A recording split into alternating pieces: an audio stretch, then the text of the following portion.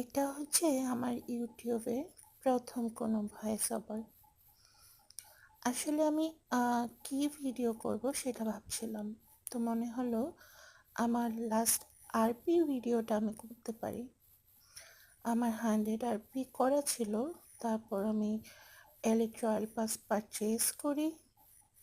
And purchase করার পর যখন আমি সব কিছু কালেক্ট করছিলাম, বেশ ভালো লাগছিল। তো মানে সব কিছু একসাথে কালেক্ট করা ইটস ইন্টারেস্টিং, রাইট? তো আমরা যারা আরপি করি, ইলেকট্রো অয়েল পাস যারা করি,